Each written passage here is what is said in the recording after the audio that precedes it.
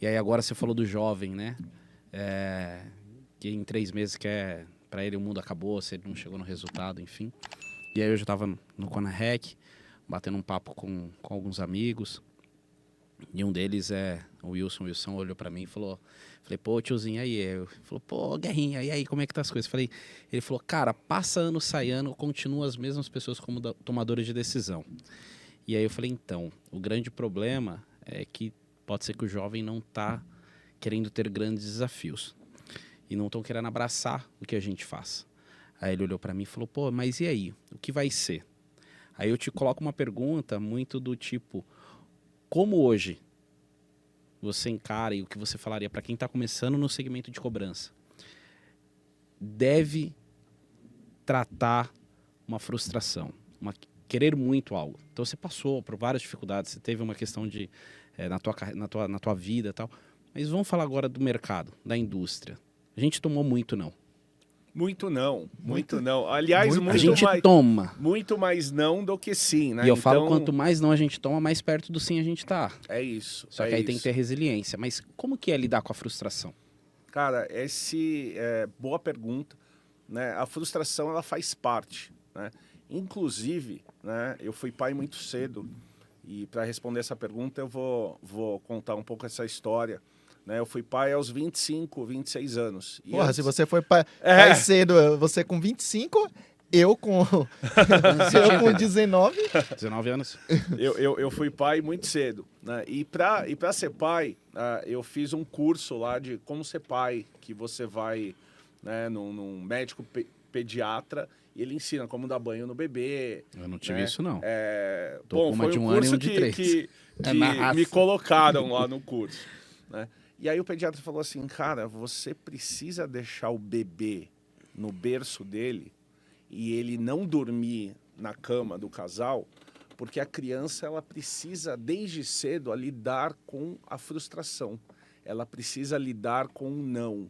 Ela precisa saber esperar, né? E quando eu penso no jovem, eu penso em mim mesmo, né? Eu soube esperar, olhando todos os passos. Né? Eu iniciei na carreira como negociador, sentando na posição de atendimento, colocando o headset. Né? Depois que eu voltei da Inglaterra, a única habilidade que eu tinha era falar inglês. Né? E aí eu vi um anúncio lá, por um ano antes eu dei aula de inglês, né? Por um ano dei aula de inglês na WhatsApp, foi uma fase super legal. Porque os professores eram toda a galera que tinha morado fora, então era um ambiente super descolado. Os alunos também, executivos, a gente deixava o ambiente bem leve, dava risada. Né? Eu lembro que tinha um policial federal, todo durão, assim, na aula de inglês. E para falar inglês, assim, ele, cara, fala aí, pô, vamos lá, vamos... E na WhatsApp você contava a história do Elton, que é um personagem que tem nos livros da metodologia do Flávio Augusto, né, que hoje está estourado aí, né? Na época ele estava iniciando. E era legal ver os alunos, né? Eu sempre gostei dessa parte educacional, vamos dizer assim. E ensinar inglês era um prazer para mim. E aí eu vi um anúncio, né? Precisa-se de negociadores com inglês fluente, né? Em 2004, em março. Eu falei, opa, negociador não sei se eu sei falar, né? Mas em inglês eu aprendi 2 anos, tal. Vamos lá, bati na porta. Bom, qual que vai ser o trabalho? Cara, você vai ter que sentar aqui. Nós somos uma empresa americana, nós compramos dívidas nos Estados Unidos. Né? Já começou? Já comecei. Na cobrança de NPL. Na cobrança de NPL, nós compramos dívidas nos Estados Unidos de clientes que não pagaram seus cartões de crédito. E nós precisamos de pessoas aqui no Brasil que falam inglês fluente para ligar lá para os Estados Unidos para falar, e aí, Guerra, tô te ligando em relação ao seu cartão de crédito, o senhor está devendo aqui $15 mil e eu tô te ligando para negociar. Eu vi aqui que o seu crédito, o seu reporte aqui, né, a sua ficha, né, o senhor possui um imóvel, possui um carro, possui uma renda estimada aqui de X mil dólares, E eu te aconselho a pagar essa dívida, porque isso vai melhorar seu score, tal. Aliás, o senhor tem uma casa, aconselho o senhor a refinanciar o seu imóvel. Isso vai ser mais barato. Então, eu me tornei um consultor financeiro de devedores americanos. E eu não ligava para cobrar, eu ligava para dar uma consultoria financeira para o cara, com sotaque português, com sotaque brasileiro. E, além do mais, concorrendo no ranking, né? Porque ao mesmo tempo que havia uma operação aqui no Brasil de brasileiros ligando para os clientes, eu trabalhava numa cultura americana. E cultura americana, ela tem como premissa a competição, né? A competição é a base, a meritocracia é a base da cultura organizacional, né? E a cultura do país como um todo, né?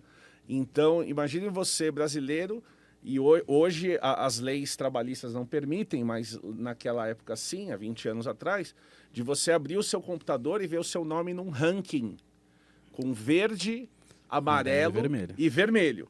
E você no ranking competindo com negociadores americanos. Cara, e aquilo me acendia, né? Porque, pô, eu te falei, eu era remador, a competição tava na veia.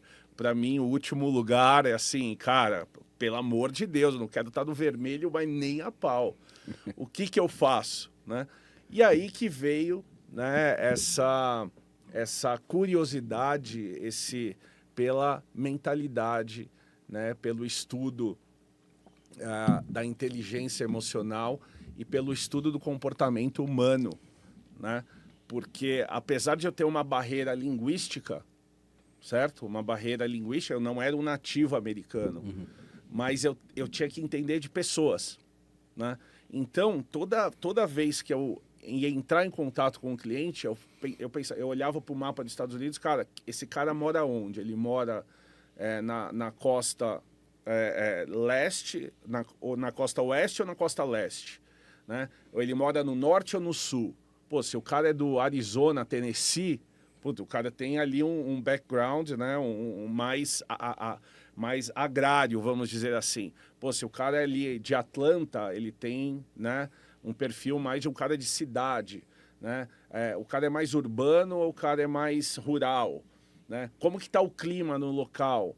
Né? Pode já fazer uma clusterização de cliente. Qual que é a idade? Né? Ele tem família, não tem? O que está aqui na ficha? Deixa eu analisar aqui o credit report dele, que ali a gente tinha acesso, né, ao score do cliente. Deixa eu analisar as últimas compras dele. Ele comprou carro, qual o tipo de carro? Ele tem uma casa, não tem uma casa? Qual que é a parcela da casa que ele paga? Então eu traçava um perfil e entrava em contato, né, falando várias coisas que eu já tinha lido a respeito desse cliente. Isso me abria portas, né, para gerar ali uma empatia e poder conseguir fazer uma proposta assertiva de negociação, né? Então, pro jovem, né, esses nãos, eu trabalhei por 4 anos sentado negociando dívidas. Quer mais não do que isso, né? Se eu for contabilizar quantas pessoas eu falava por dia, vamos dizer que eu falava em torno de 40 pessoas por dia. Se eu contabilizar por 4 anos, cara, quantas pessoas eu não falei, né? 12 mil pessoas, algo nesse sentido, né? E quantos nãos eu recebi? Cara, 90% de não. Né? Tá sendo otimista, hein? Então, minha conversão era boa. Minha conversão era boa. Botava o cara na linha, eu era fechador. Parte 1. Você acha que ele queria ficar com o troféu abacaxi? 10% de fechamento tá bom, né, pô?